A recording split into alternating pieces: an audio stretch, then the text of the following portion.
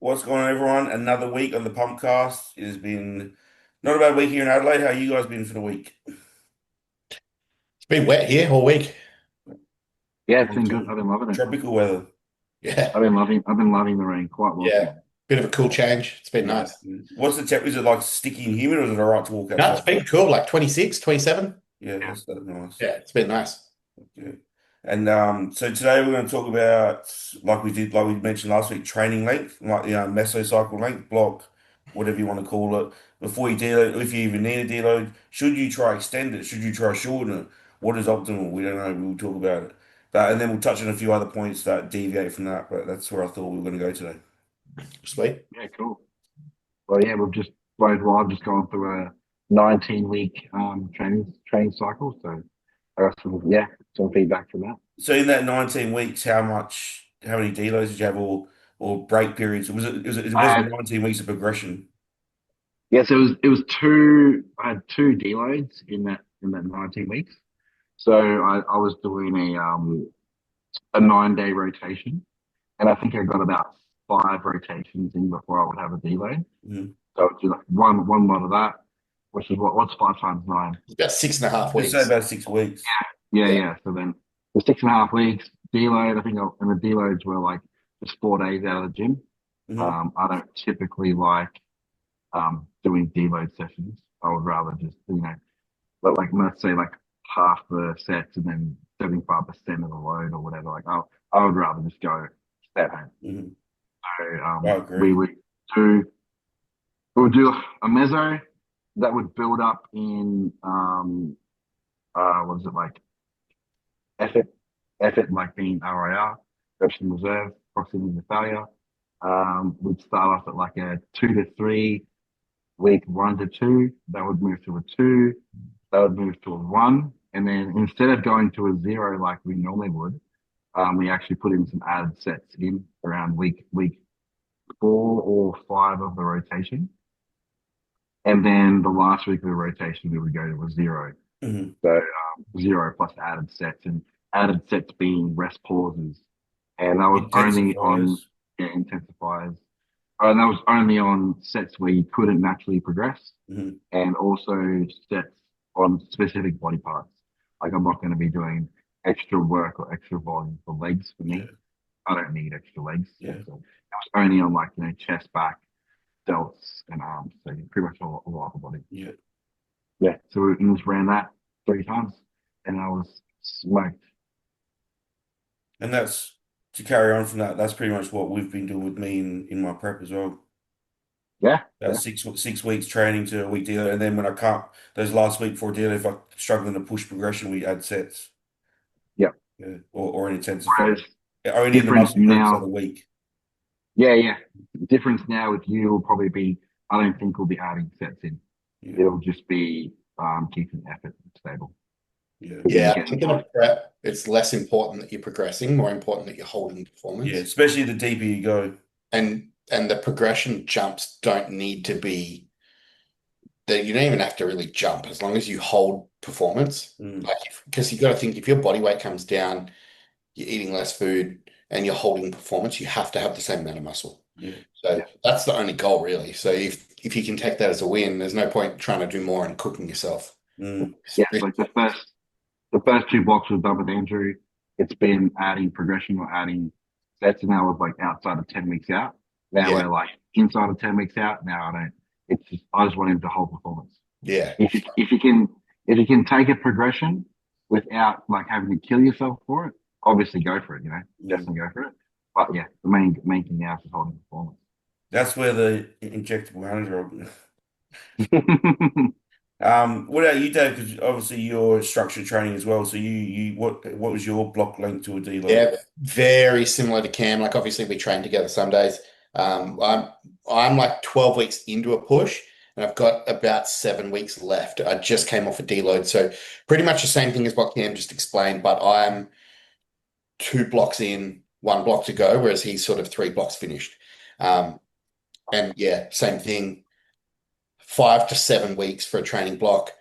Um, Working from 3 to 1 rep in reserve and adding like length and partials or rest pause sets where needed. And then just like the biggest focus for me is obviously certain body parts, so arms, hamstrings, lats, and the main things. And then it's just been everything else. If it progresses, sweet, that's awesome. If not, just take it as it comes, and then add those like little intensifiers or add, natural progressions where we can, and just take a win as a win, and not like try and force it. But yeah, if you set it up correctly, I feel like if you start adequately and don't get greedy with the progressions, you can drag it out for a fairly long time and you can sit in that environment where you're like accumulating tissue rather than like going to like hard off the mark. Say you're at like 2 reps in reserve off the start and you go to 1 and then you go to 0. You're 3 reps in, 3 weeks in, and like, yeah, you've made some progressions, you're training hard, but it's like there's nowhere to go from there. Mm. So I think that's the biggest take home like that people need to realize with this type of training is yes, there will be a time where you're like balls out training as hard as possible. But once you get to that, you've done the time and the progressions to earn that. And in those first early weeks, you got to look at it as like, I want to grow for as long as possible. So if I go too hard too soon, I'm going to be 4 weeks in, I'm going to have another week out of the gym where I'm not growing. Yeah. So if you look at like, say what Cam said, like with 19 weeks, he had 2 deloads in that time.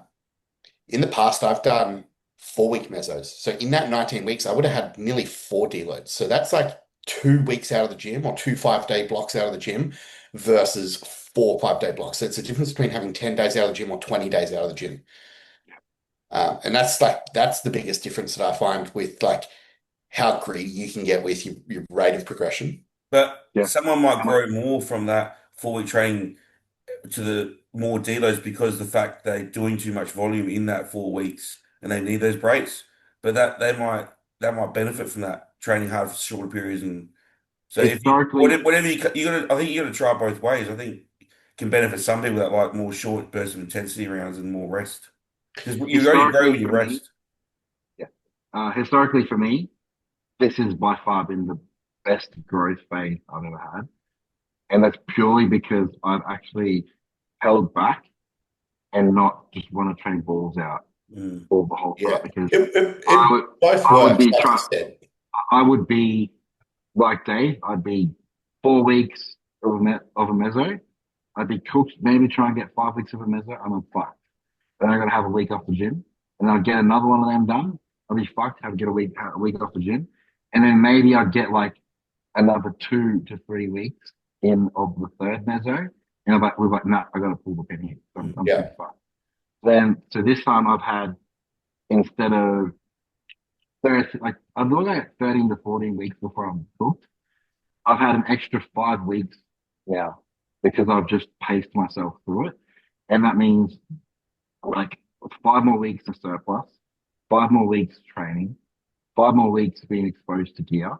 Like it's all just like progression because And like people won't realize as well is sometimes if you're too aggressive with your rate of progress, you need like faster gear escalations to keep up with that. You need more food escalations to keep up with that. Body fat comes on quicker.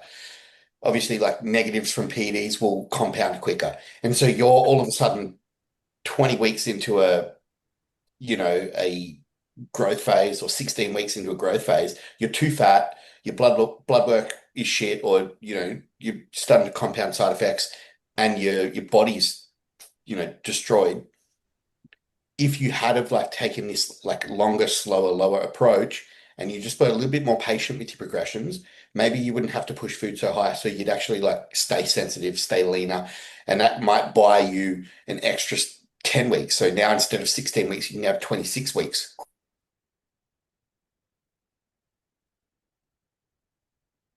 Yeah, boys. Both work for sure, but you've got to find that balance between do I want to hit it hard and fast and get aggressive and get in, get out quick and see how much I can make in 16 weeks, or do I want to spend 26 to 30 weeks and be a little bit slower, but in the long run, make more progress? Mm. That's yeah. So and also it's also timeline dependent as well. Like For sure. what are you doing in between? Are you in between shows? Are you 12 months? 12 months let's in between let's shows, pretend that this 18 is months in like between shows. let's pretend that this is an amateur that needs to put on a good amount of tissue, and their next competition will be based on when they can put a good amount of tissue on. Yeah. So, like, it's going to be different to like you being a pro and you've got to line yourself up for the next competitive season. I think that everybody's going to be benefit more from not like trying to slam growth phase in as quick as possible. Take their time with it. Yeah. Because then the back end of that, like, what do people do after a growth phase? They want to go back into a prep. If you get too aggressive with it, you're burnt out, you're fat, you need to come off gear for a good amount of time. Like, whereas if you take this longer, lower, slower approach, you might be leaner, your blood work might be better. You might have to just come back to TRT for a few weeks and let things sort of level out. Your body's not beat up, so you can have a few weeks tapering back training and then you can go back and hit a prep. The alternative is if you beat up, you have to come off gear for maybe like 8 or 10 weeks. You have to go into a mini cut, you have to lose heap of body fat. You have to have a real big break from training because you might have some injuries or you're beaten up. And then like Yeah, that's like, you're starting a prep after like more or less 10 weeks of maintenance. yeah. It's not ideal. So You bring up some really good points. You've changed my mind a little bit on some things. So I think, So just like you, this is like based off experience too. So I've done it. I've done both. yeah, yeah, Where you think I'm gonna fucking outwork everyone. I'm gonna fucking train hard. No one's gonna train harder than me. Like it's just it works against you. mm. Like Like I was telling you that. at the start, Cam, and my dad Yeah, told me to work hard, but I'm going to put it in the right direction. yeah. Same fucking thing. Like yeah, it's just being able to just do enough, and then like just a little, just nudge forward a little bit each week, Mm. and then you can just string that out for ages. yeah. I think the off season needs to be looked at like cruise control. Like if you're going down the highway, you just want to be on cruise control. You're going to get there in Yeah, time. yeah, And it's the safest, easiest, calmest way to do it. Whereas if you're like driving down the highway and you're like smashing every corner as fast as you can, like you're probably not going to get there any quicker, but the chance of you running off the road is really high. Yeah. Yeah. And then, yeah. So you're overtaking the overtaking lanes when it's the right time. yeah, Then you shoot forward a little bit. yeah, What was this analogy that I heard the other day? You It need a was like pit stop to hammering. refuel. That I was like hammering a nail into a piece of wood. Like once it's in, it's in. Like you don't need to keep fucking hitting it, and then now you're just damaging the wood, and Mm. then yeah, now you gotta like the wood's gotta fucking repair. Like it's just tap the nail in, and then fucking hit another nail in next week. yeah. Next week hit another nail in. There's also Like you don't need precision to with how you hit fucking the nail in. yeah Like if you smash it too hard, you bend the nail and it's fucked. yeah. Mm. So Tap it in. Just tap it in. Like once Tap it's in, little it's stuck on tapper. in. Like yeah, I don't know how it went, but there was something along those lines. Yeah, this has yeah, already for gone sure. off on a tangent from our art plan, but this is Mm. good. This is good for the people. Yeah, to me, like you obviously need rest, right? And obviously, the more advanced you get, probably people that start training could train 6 months indefinitely. Like beginners that pick up a weight. When you start getting into competing stages, I reckon there'd be like a sweet spot somewhere for people between 4 and 8 weeks before a deload. I reckon. I think Yeah, like the biggest considerations that I would look at like deload timing is like one, the amount of like lean tissue someone has. The more that they have, the more fatigue they're going to generate. Because every Mhm. time they contract their muscle, there's just Yeah. more damage happening. That's where the coaching comes in. But I'm just talking about like Yeah. we're trying to give them a broad message. If you fit in that range, I'd say that'd be a normal range. Hey, I just want to take a quick second out time out the podcast to introduce Amino's Protein. Use code AGHOSTMAN to get your 5% off. For the I body. used to say 4. Now I would say like 6 to 8. Yeah. I'd say Yeah. 5 to 8. Yeah, yeah, Yeah. Four, obviously you can do four though. Like say you might do a 6, 6, and a 4 because of your timeline or something. You know what I mean? yeah. Yeah. But yeah, like you start with a 6 and see how you go from there. But I find with a lot of my clients, especially who are like younger guys that just don't have the amount of lean tissue yet that they need to get or they want to get, a lot of them can go 10 or 11 weeks before Mm. they I deload. believe And that. deload might just be 3 days off I because remember they're when I not accumulating that same amount of fatigue. They just don't have the skill yet from training to be able to really like dial in and yeah. knuckle in with their training. They, Obviously This it's also awareness too. Yeah. Yeah. Like I I used to train so much when I was like, I'd say my younger twenties, right? I was fucked, and I didn't even know it, dude. Like, I Mm. was like, couldn't sleep, and all these signs now that we know, fuck, you need to have a break from the gym. Like, I would just wasn't aware, you know. You just thought, go train, like, as You gaslight the yourself more, into like thinking that you were good. yeah, Yeah. Like, I'm all right. Like, because you watch all these why like am I? selling motivation things Yeah. about Stay don't be a hard. pussy Stay and hard. Yeah, yeah, exactly. Like, why am I tired? Don't be a pussy. Just go to the fucking gym. yeah, What do just you get mean? up, Like, fucking get up, and get to work. Like, yeah. then Yeah, you're but not you, sleeping. You're not sleeping at night, and you just like. Now I'm like, I must have fucked. Oh, it must be because I'm doing too much. Yeah, but then it was just like, why am I so tired? Fucking, I just, or maybe I've had too much caffeine or something. Or like, Yeah. you weren't really, I wasn't in tune with my body. But it takes Here's like time a to really, learn that. really basic blueprint for anyone listening. If you are in the gym and you're not progressing, or you look back at your lifts, let's say your squat or your leg press or your dumbbell press or whatever, say for like 3 or 4 weeks, you've kind of been doing the same weight, you're putting effort into those sets, but that's not going up, you're not doing more reps or more weight. Have a week off the gym and then write down the numbers that you were doing on all those lifts and pull it back 5 kilos and 2 reps. And just go into the gym and it's going to feel easy. Just do those weights. And then next week, do one more rep. The next week, do 2 more kilos. The next week, do one more rep and slowly build up. And I guarantee you'll go 7 to 10 weeks and you'll be back at those numbers that you were on and you'll fly past them. yeah. Another thing I was going to say depends on how many days training is. When I was with my first nutty coach, I was doing push pull legs, only rest on a Sunday. And when I got to the end of about week 4.5, the last push pull legs of the week 5 was fucked. I was wrecked. So if Yeah, you're training, depend like Cam, because you got the 9 day rotation, a bit more rest days. Obviously, if you're training 6 days, you're going to need a deload might be 4 or 5 weeks. Whereas if you're training only 4 days a week or 5 days a week, you can go that to 6 to 7 or push it further as well. yeah. So it also depends how many times you're training in pushing them together as well. And what signs do you tell your clients to look for? Or what are you looking for with your clients I'm to looking know that for they need I'm normally looking to know they need a deload? gym mentality, like how much they're enjoying training, like how much their enjoyment still is, and their strength progressions. Yeah, Yeah, I get to know different clients. They'll have different triggers because some clients love training and there's nothing that's going to like that's their thing. So they're never going to tell me that they're not feeling motivated because they don't want that time out of the gym. So there might be other cues. There might like hunger signaling might go down. Mm. Sleep might start looking a bit shit. They're just the Mood, comments in their check-ins. Sometimes irritable. comments tell you. They'll just be like getting more agitated by shit at work, or they'll be like a little bit annoyed, or the comments that they're putting in there are just, I'm like, yeah, you're getting a little bit grumpy. So there's that. There's obviously training progression. So if they were going up 2 kilos or a rep every single week, and now they're like, half their sets are going up a kilo and half are going down. And that's like a perfect example of them like not progressing anymore.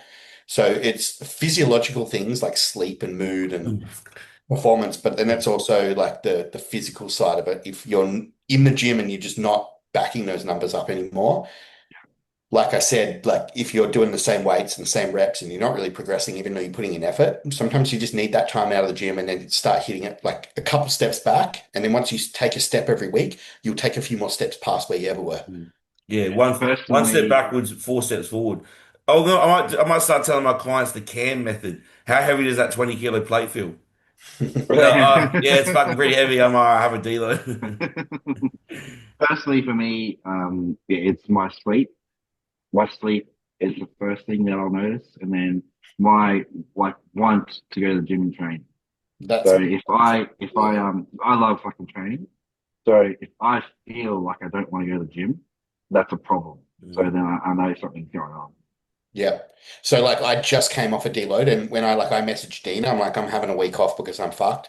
The main things that I noticed that like compounded over the last week of training, even though on paper on my training program, progressions were flying up and I was doing more weight every week, more reps every week. So if I purely looked at my training program performance, I wouldn't need a deload. But I was getting like really overwhelmed by little shit that I knew shouldn't be overwhelming me.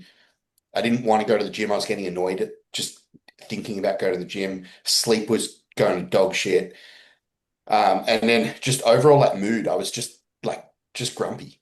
Mm. So Well, if I've heard a all good those analogy things once. creeping in, It's like shares. Sell it when you're high. So you're in a good groove, but sell it before it crashes. yeah. Yeah, cash out. Yeah, And if you push it too far, it's only going to bleed into the next mozo as well. yeah, Like you're going to fatigue out quicker in the next one if you don't catch the first yeah. one. Like shares, less money to play with because you're lost. Yeah. Yeah. And don't ever like look at training performance and think, oh, I could probably go another week though. And I'm like, I'm going to get that dumbbell press and I'm going to get those 60s up for 10 or whatever it might be. Like, get them next block. They'll always be there. The worst case is you get halfway through your week and you go, oh, yeah, I am fucked. Everything starts going downhill. And then, like, your training sessions, you just try to push through because you told yourself you would and they're all shit. Injury. Yeah, injure yourself. Like, there's no point. Yeah. Just have a break and then catch it on the next one. Check yourself before you wreck yourself. They say one rep won't make you, but it will break you. Yeah. There's there's no point. There's just what do Uh, we do? Calculated risks. yeah. So just to Another thing too let's just quickly is oh, go. I get this is a personal thing. I find like I can't concentrate on things as well. Yeah, When my body is like fatigued. yeah. Like I CNS. find Yeah, I'm a bit scattered, trying to work and stuff or just day like normal tasks just take a little bit longer because I'm just like my body's fatigued. yeah. A bit of brain fog. Just a Yeah. brain fog. So to recap, we were saying a lot of people don't. The main thing about deloading and resting is also because when you start making progression, which a lot of people do in the gym because they don't make progress, year round, is because they don't have enough rest. They just, like you said, we keep trying to push through. When now we know to take rest because back in the day we thought weren't working hard enough, but deloads are beneficial. We explain what a block is, which is a training cycle of whatever your rotation is, which covered intermediates. That what else do we cover? What a deload does. Do we want to dive more into recovery? Why we have them? I think, like, just a comment on that is I think that people assume that, like, fatigue is a necessary part of growth. Fatigue has nothing to do with growth. Fatigue is a byproduct from what you need to do to cause growth. So when you go into the gym, you're training, you're trying to create stimulus between two joints over a muscle belly. Hmm. And the byproduct of you doing that, it causes some fatigue. It's not that the more fatigue you can cause, oh, I cause so much fatigue now, I'm going to grow so much. Like, it's not like I caused, let's say, like we can measure our fatigue. I caused 100 fatigue. Now I'm going to get 100 growth. It's just that, like, doing what you need to do in the gym causes fatigue. And over the weeks, that fatigue is going to build up to a point where you might not be able to clear that fatigue within a week. So after the week, there's a little bit more left over.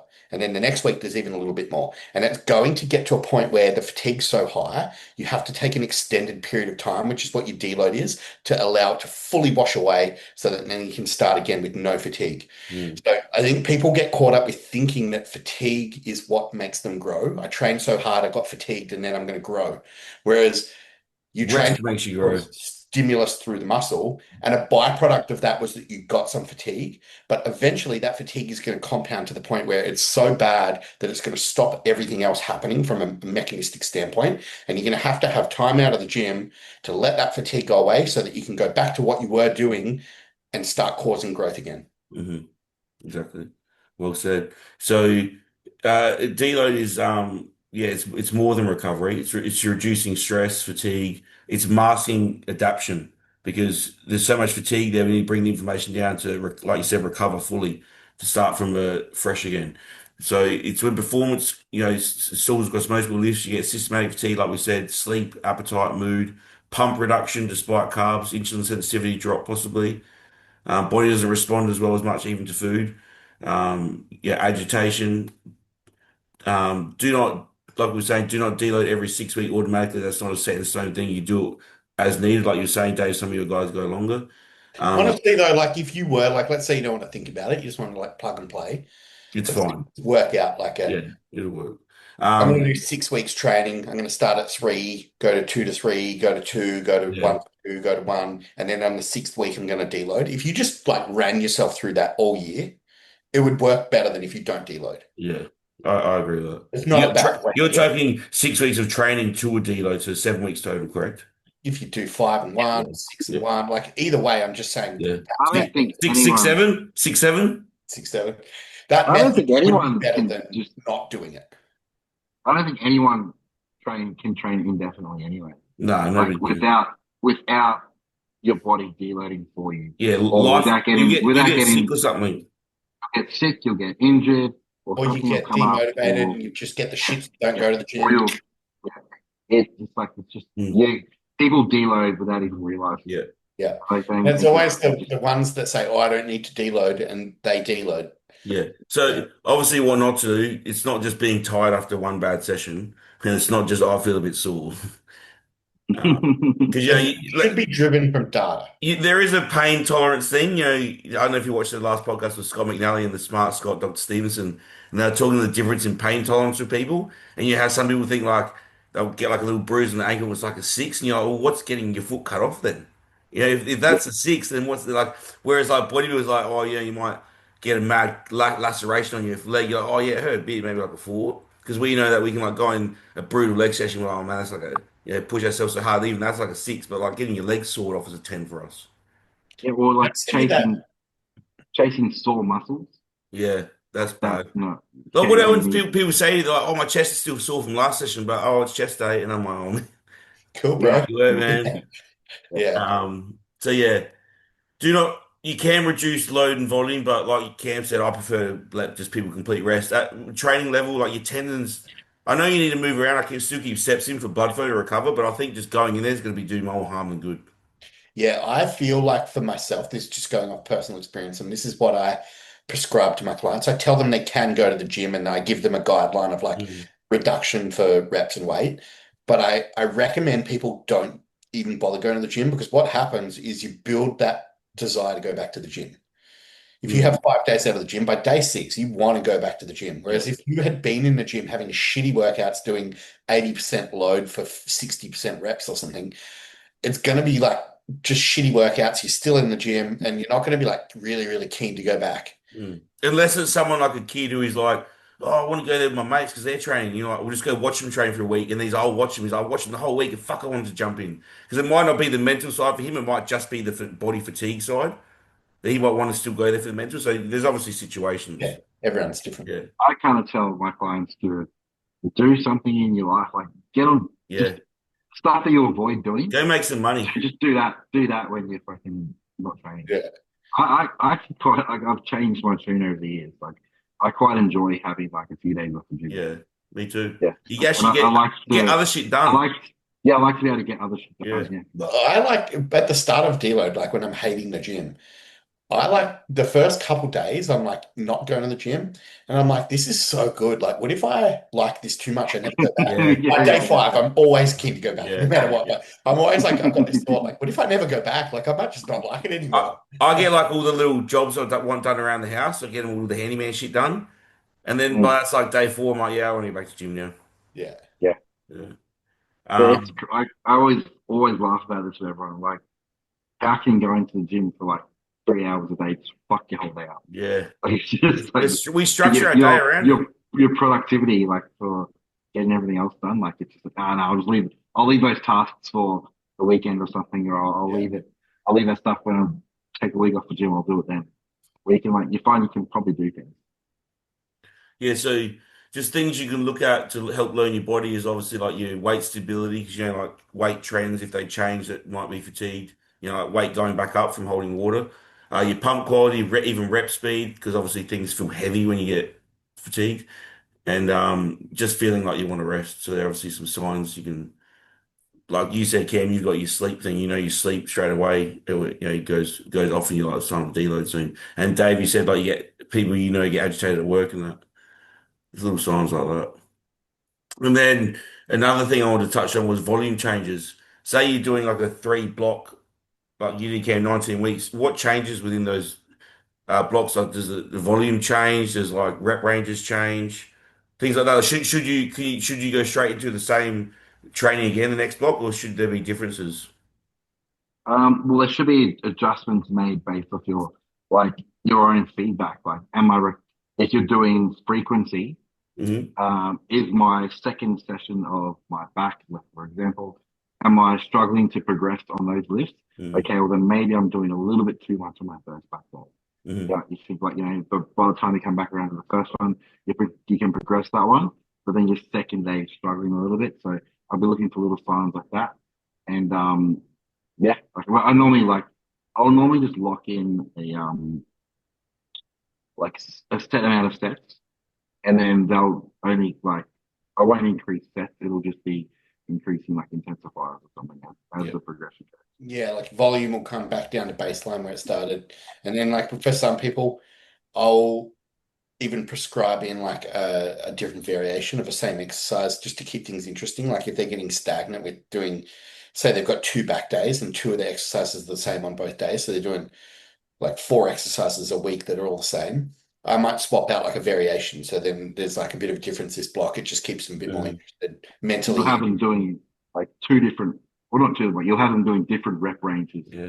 for the similar exercise. Yeah. Yeah, Yeah. but It might be the even same machine, but on Monday you do like 8 to 12 reps, and on Wednesday you do 15 reps or like, you know. yeah. Yeah. Sometimes for like people that aren't as advanced as us as well, it's good to change an exercise so they can almost like re-engage with that muscle again because they learn the Yeah. exercise again, learn to engage with the muscle. It just keeps them in their mind.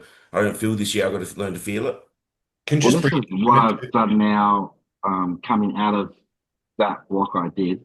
I typically won't change anything for the whole block. Yeah. You mean the all It'll three be like, blocks? All yeah, three. yeah, I Yeah. typically won't change exercises. Yeah. I won't change exercise order. I'll just keep everything the same. Hmm. And then coming out now is my time now in this maintenance phase, the first 2 weeks of that, where I'm like, okay, let me swap this exercise out for that and testing a few things out. Like, hey, how do I feel on this? Yep, this is good. Playing around with things now while it's not so important for progression. It's just like trying to maintain. Hmm. Yeah. Yeah, so I'm like you said, basically like all three of the training blocks with encompassing it. So the one, two, three in that one block will all basically start from the same volume from week one and then Yeah, progress as needed. Yeah. If there is, I don't really make volume adjustments. Like you said, I might just tack on a few intensifiers. yeah. Minor changes. Yeah. Or if like you find halfway through, oh, this exercise is jacking my lower back up. Okay, well let's swap that Yeah. out. If there's a reason to swap something, we'll do Yeah. it. But if there's no reason to change anything, you Yeah. don't do it. Obviously, there's going to be a lot more volume changes when you start coaching someone till you find their sweet spot. But once you know your rough ballpark volumes over your career, you start knowing where to put yourself. Yeah, and it's body part specific too, right? With that Like as well. if Yeah. you're doing a chest progression block, it's different to a leg progression Yeah. block, or like shoulders versus back. Yeah. You'll be able to cop way more sets Yeah. just trying to progress your shoulders than if you're trying to progress your legs. Yeah. But you might still only, even though, like, say, 2 sets of extra hacks a week is a shitload, even if you increase, like, 2 sets of lateral raises a week, even though it's less Felt nothing. stimulus, Yeah. it's way less stimulus than 2 quads, but your delts will grow more because there'll be less stimulus but more rest. Mm. That's a Well, good yeah, stuff. not all volume is equal. Yeah, it's not. Definitely not. Yeah. So Yeah. It's not all do a equal. bicep curl and then go do a squat pattern movement. See the Yeah. difference. Yeah, it doesn't all accumulate the same Yeah. fatigue. Yeah, that's why I don't mind doing like arms singly because I'm like that's not really beating me up. Especially if I can get the more efficient movement pattern. Yeah. Yeah. Because yeah, a lot of people are like, why do you do things double arm? Because I'm like, well, because my rotation I have to curl like this to get it straight, I can't if I do like dual arm curl, it's too hard to get the rotation. Yeah. So things like that. But yeah. And you have to figure out why is your rotation shit. Because my mobility sucks. I need to do more Instead of rotator cuff instead exercise. of instead of avoiding it, yeah, fix it. Yeah. It's hard to avoid when you got narrow clavicles but a wide back. Yeah. And your arms naturally flare out. Like I wish I had wide shoulders so my arms hang down, but look at my arms, they sit out here because my lats push them out because my shoulders are narrow. Yeah. You get like, imagine, I think I was watching the Wesley Vissers video, if you're training back with Stefan, and I'm like, his shoulders are fucking like out here, and his arms just hang straight down. I'm like, man, I wish I was that wide. But yeah, narrow clavicle sucks. Who's Mark Hector's got pretty wide clavicles. Yeah, he's super wide. Yeah, but he always looks thin. Yeah, he just is the mustard. Yeah. So Oh, yeah, your client, Nate Kim, has to be the whitest motherfucker I've ever seen in my life. Mate, oh, he's the what do you Yeah, mean? he's white as fuck. Hey, yeah. it's like a He's barnacle. wide, and so Solomon's very wide too, though. Yeah, yeah. Yeah. I don't think we got any questions because I did it too late. No. You guys got anything else you want to touch on the deloads and the training blocks? No, I think we covered everything. Yeah, I think we went over it pretty good. Yeah. Yeah, so let's summarize it. So the block ends when progression stops, unless you need because of timeline issues, you need that deload there because when you prep start something, you can, like you said, you can add an intensifier for that last week. If you can't, so you can push it out, but you wouldn't push it out. There's obviously so you're only going to push it out 1 week. You can't just keep pushing someone. Yeah, I don't think Um, you should wait until you stop progressing. yeah. If anything, you want to do it a little bit before progression stops. Yeah. Would you say that? Would you say it's more beneficial to pull back? I think the more that you do it, the better you'll get at knowing when to pull the pin. Yeah. But I wouldn't wait until I'm like a week in going, oh, I haven't made a progression this week. I better deload. Like that's, Yeah, you don't want to be crushing midweek and be like going in and like 50% of your weight feels heavier than what it used to. Like yeah, you can't even do it. Yeah. So the deload isn't just a rest from the gym. It restores it restores growth ability by reducing inflammation. It's good to learn as much as possible your personal fatigue signals. Agreed. Everyone should learn their own body. yeah, Yeah. Know when you're bitching out and know when it's time to pull back. Like enough's enough. Know when enough's enough. Like you were saying, Cam. If the nail's in, like if you're done, that's enough. It's the job's done. Walk away Yeah. so you do another good job tomorrow. Don't kick a horse. Don't kick a dead Well, horse. hitting the nail in further is only like creating more recovery for no benefit. And like you said, like that's so much damage that how long does it take you to recover? How do you recover from that? What are you gonna, you know, you're dented now. Volume is adjustable, not fixed. Obviously, you can still be low volume trainer within a range and high volume within a range. And some people move it, escalate volume. You don't need to. You don't necessarily need to escalate volume during a training block either. It can stay stagnant. It can even drop. You can even drop volume. But yeah, it's static. It's not fixed. And recovery management and so programs. So the takeaway from this is don't overtrain, don't go forever without deloading, and make sure you are rested enough to keep making progressions. Sound good? yeah, Yeah, definitely. Yeah. He's happy with I that then? can I can 100% say that the more in tune with my training and recovery I've been, and the less like just want to outperform everyone and want to train hard, like the more I've paid attention to my training and recovery, the better I've done. Mm, yeah, I agree. The more you learn your body, that's what bodybuilding is, right? It's learning you. Your foods you like, your training you like, what works for you. That's what bodybuilding is. All right. I think that's good. I think that's a good spot to end it. yeah. Easy. Cool, Sweet. bro. Stay easy, boys. We'll talk next week. Oh, so hang on, just stay on the podcast. Let me stop.